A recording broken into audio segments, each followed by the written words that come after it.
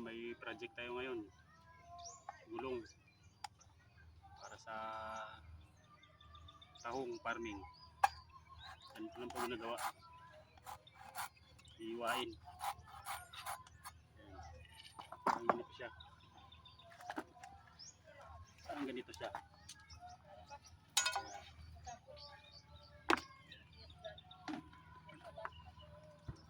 Ilalagay natin sa tahungan or green seal farming.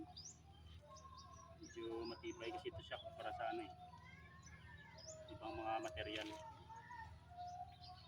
Update ko lang po kayo sa ano kung paano siya ilalagay sa mga susunod na video. Bali ito siya lahat ang kailangan namin. Ang gulong.